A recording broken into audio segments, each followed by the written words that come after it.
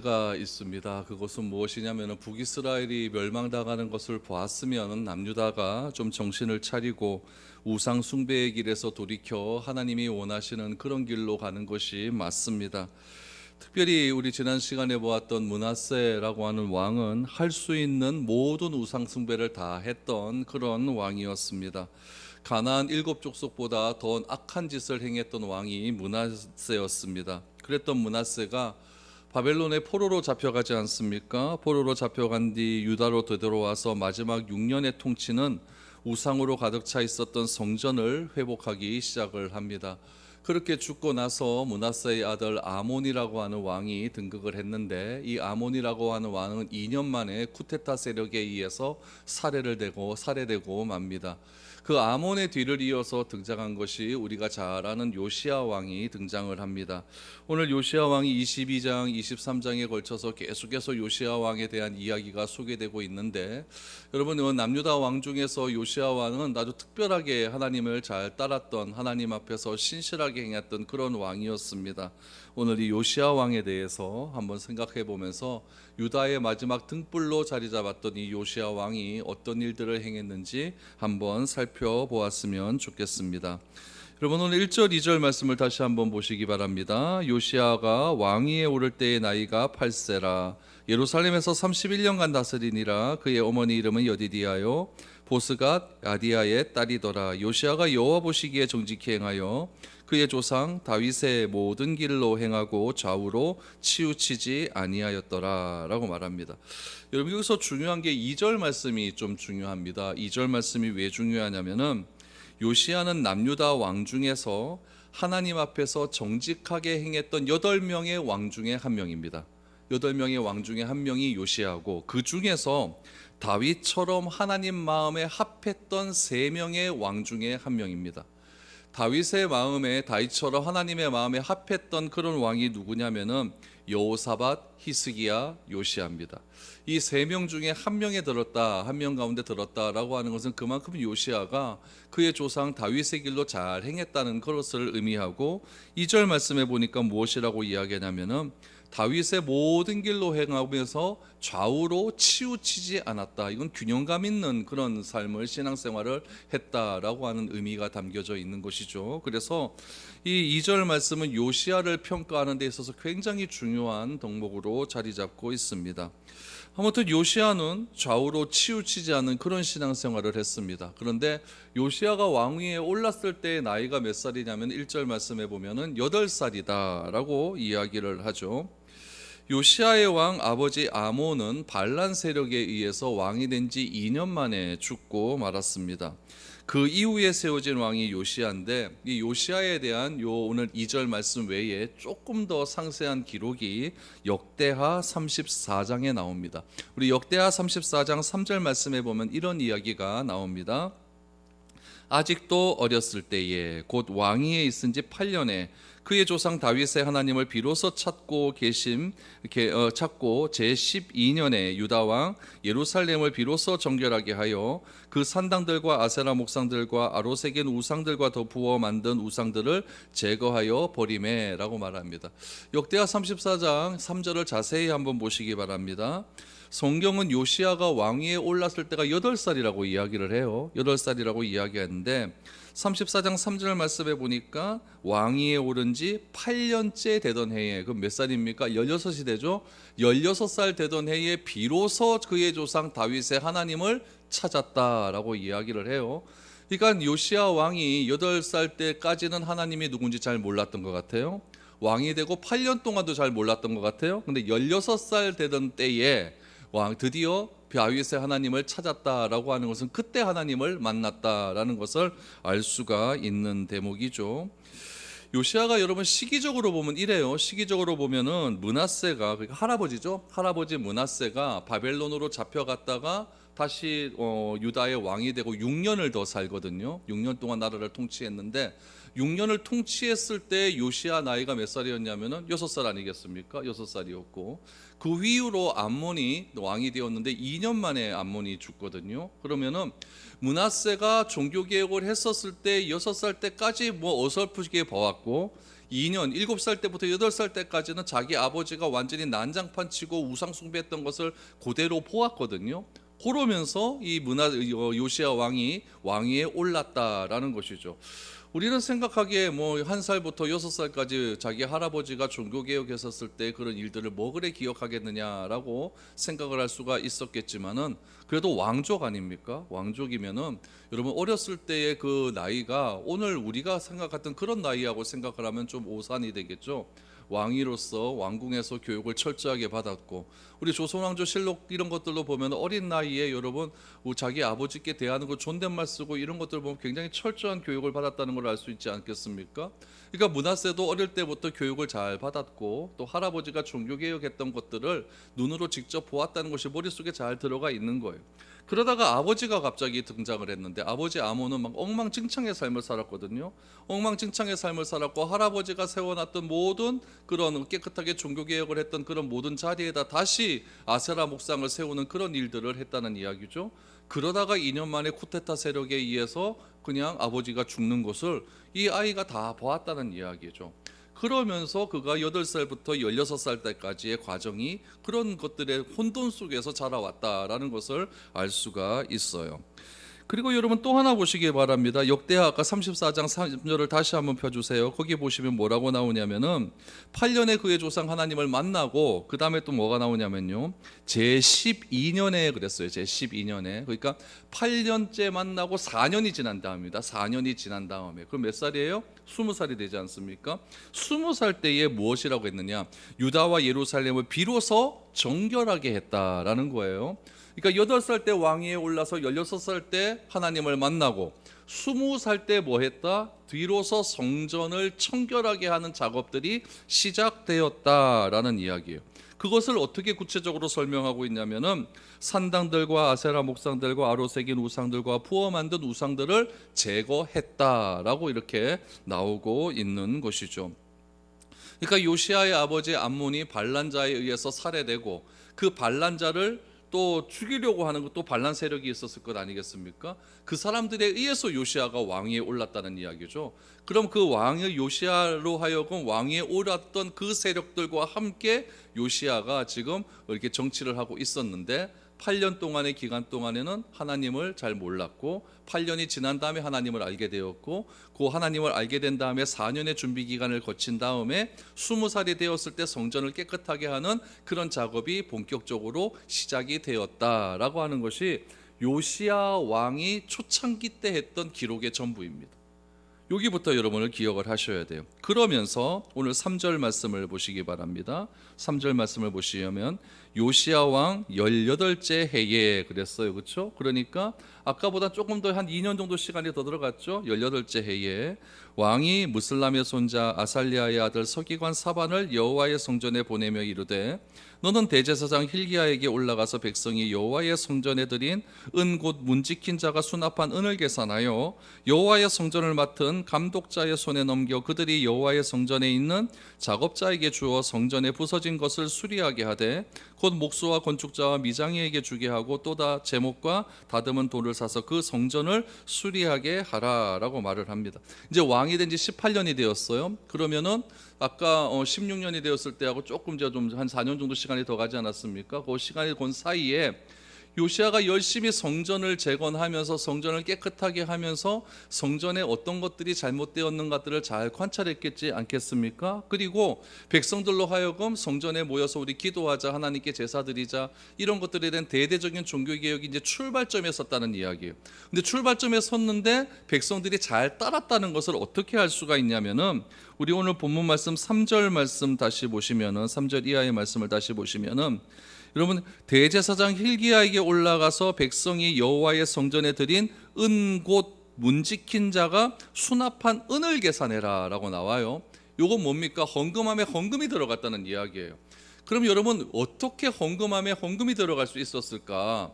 요 한 3년 4년의 기간 동안에 요시아가 열심히 종교개혁을 한 거죠. 성전을 깨끗하게 하는 일들을 한 거죠. 그러면서 백성들이 올라와서 하나님의 성전에 와서 그냥 올라온 것이 아니라 하나님께 예배 드릴 때마다 은을 갖다 바쳤다라는 것을 알 수가 있는 것이죠. 그래서 우리 성전 앞에도 보면 이렇게 궤가 좀 있었거든요. 나무로 만든 궤가 있었어요. 그 궤에다가 올 때마다 헌금을 조금씩 드렸는데 그것이 성전 궤 안에 가득 차게 되었다는 이야기죠.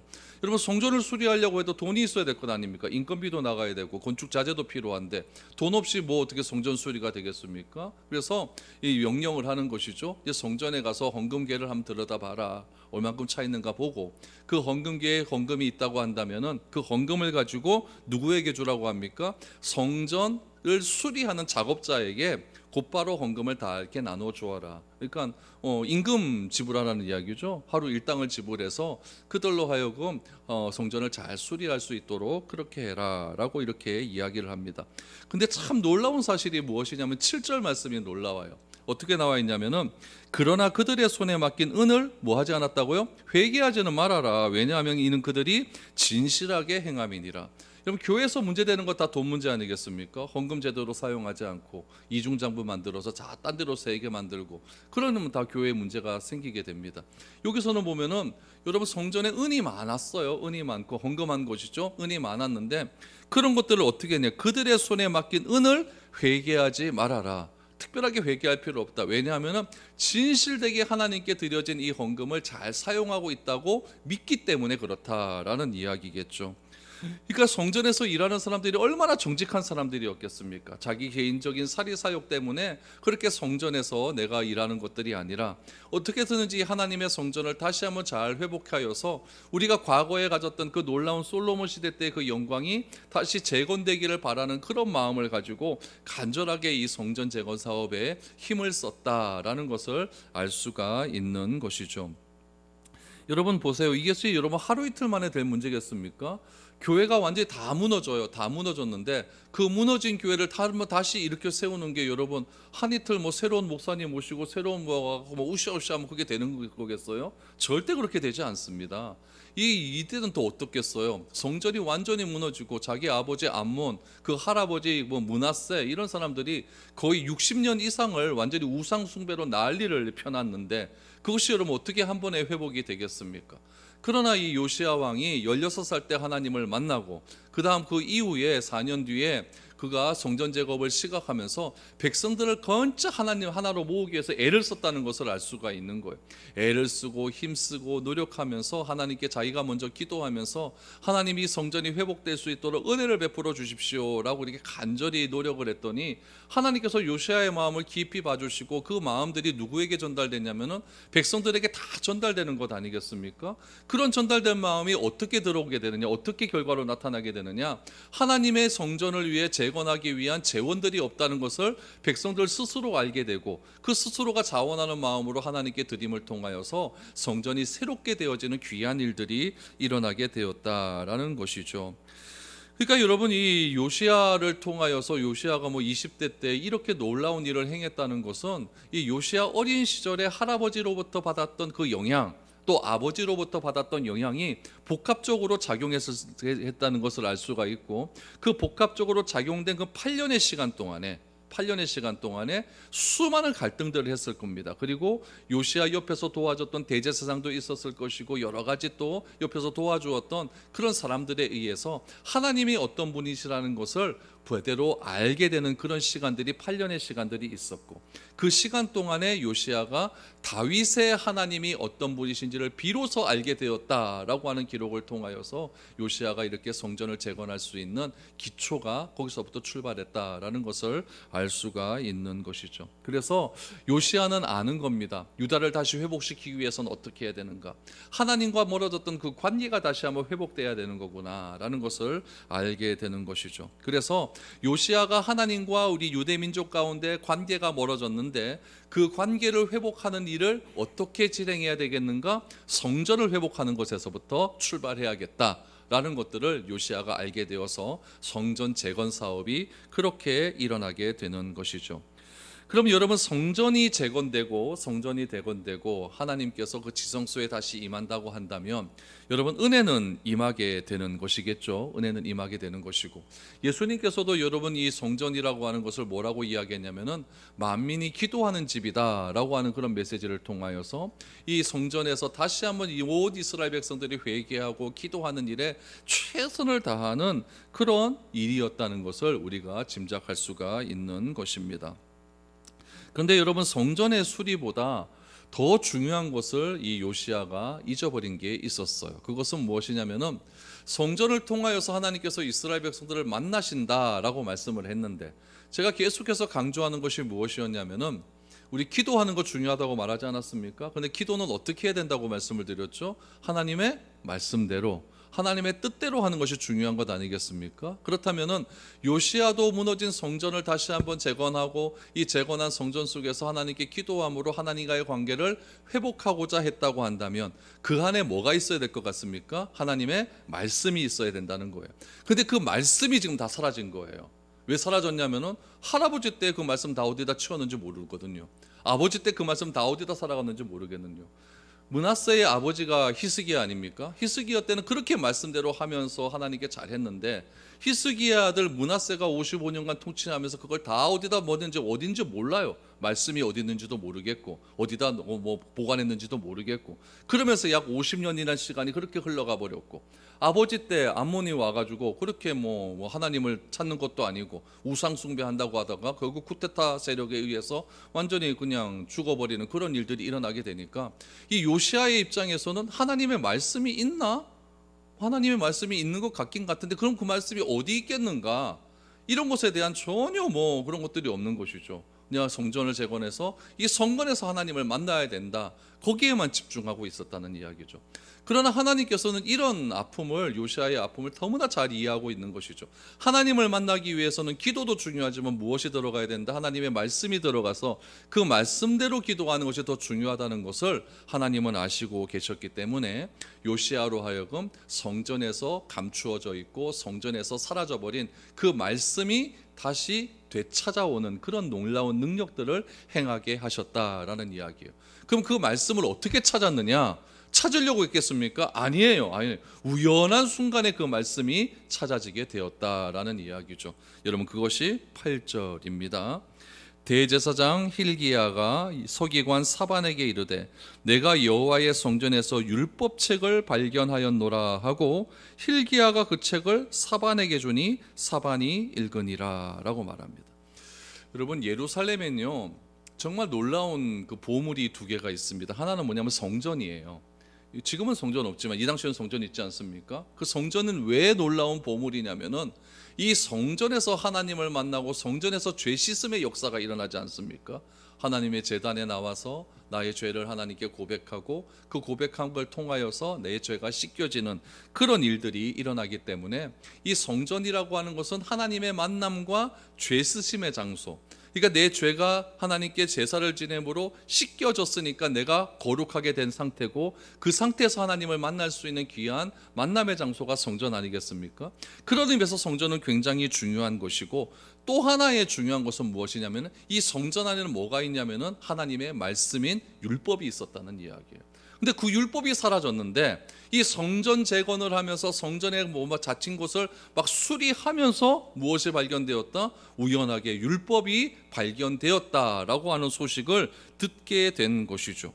대제사장 힐기야가 8절 다시 보세요. 서기관 사반에게 이르되 내가 여호와의 성전에서 율법책을 발견하였노라. 여러분, 이거는 이렇게 읽으면 안 돼요. 막 울먹이면서 읽어야 돼요. 그렇죠? 이거 대제사장이 힐기야가 그러니까 어디에서 발견했을 것 같아요? 제가 봤을 땐 틀림없이 이건 지성소입니다. 대제사장과 들어가신 지성소 어디엔가 있었던 거예요. 그것을 탁 막 손이 벌벌벌 떨리는 것으로 가지고 왔겠죠. 두루마리를 가지고 와서 누구에게? 서기관 사반에게 주는 거예요. 율법에 관리하는 사람은 누구예요? 서기관 아닙니까? 그러니까 서기관 탁 주니까 서기관이 그것을 딱 보더니 말로만 듣던 그 율법을 보게 된 거죠. 얼마나 감격스러웠겠습니까? 그러면서 서기관이 읽기 시작하는 거예요. 이걸 내가 드디어 눈으로 목도하는구나. 이걸 읽기 시작을 했다는 이야기죠. 여러분, 이 성경이 참으로 중요한 이유가 무엇이냐면은 이 성경을 읽잖아요. 성경을 읽으면은 일단 내가 누구인지 알게 됩니다. 나라는 존재가 누구인지 알게 되고, 나라는 존재가 누구인지 알게 되면 내가 서 있는 위치가 어떤 곳인지 알게 돼요. 내가 진짜 복받을 만한 자리에 있는지 그렇지 않은지를 알게 된다는 이야기예요. 여러분, 요시야 왕이요, 사반으로부터 율법을 책을 발견했다는 소식을 듣습니다. 요시야가 그런 것들이 있었다고 놀라지 않았겠습니까?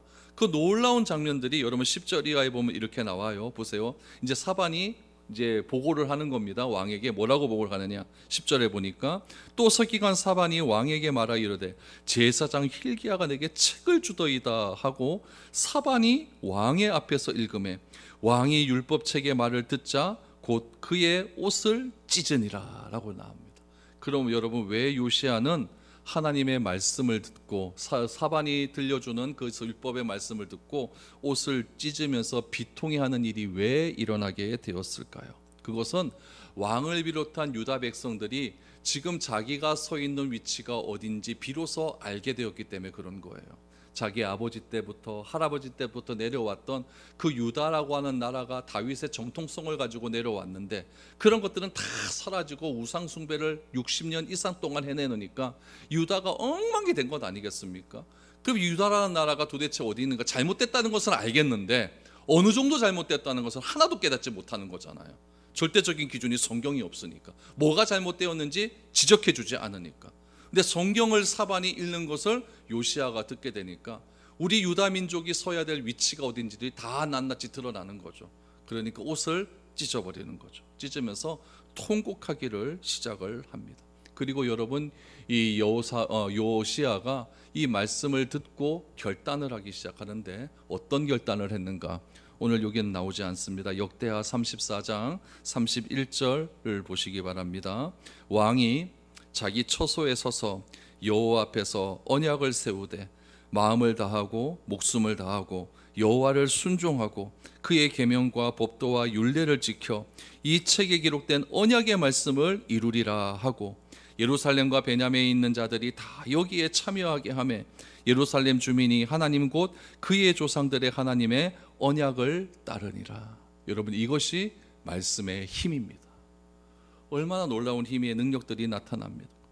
여러분, 31절을 다시 보시면 왕이 자기 처소에 서서 여호와 앞에 서서 여러분 언약을 체결합니다. 31절에 보니까 언약을 체결해요. 어떤 언약이겠습니까? 내가 하나님 이제 다윗의 길로 제대로 걸어가겠습니다. 제대로 걸어가겠습니다. 마음을 다하고 목숨을 다하고 여호와를 순종하겠습니다. 그의 계명과 법도와 율례를 똑바로 지키겠습니다. 혼자서만 지키는 것이 아니라 모든 백성들과 함께 이 말씀을 이루겠습니다. 이런 결단이 있었기에 오늘 2절의 말씀처럼 다윗처럼 좌우로 치우치지 않았다라고 하는 그런 믿음의 평가가 나오게 되는 것이죠.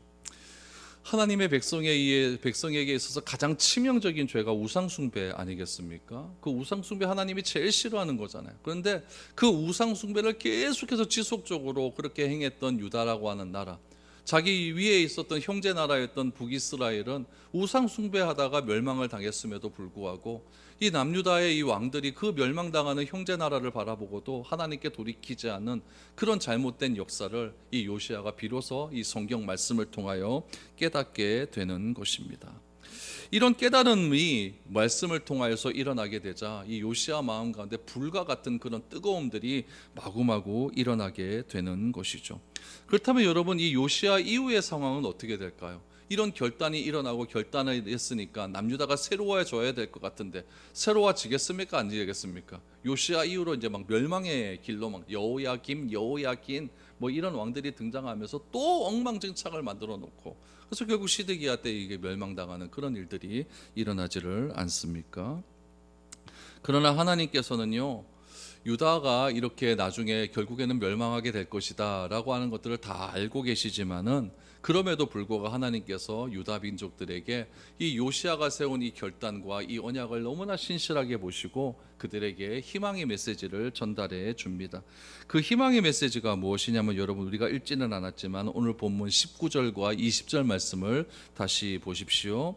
내가 이곳과 그 주민에 대하여 빈터가 되고 저주가 되리라 한 말을 내가 내가 듣고 마음이 부드러워져서 여호와 앞 곧 내 앞에서 겸비하여 옷을 찢고 통곡하였으므로 나도 내 말을 들었노라. 여호와가 말하였느니라. 요시야가 결단한 것을 하나님이 들었다는 이야기예요.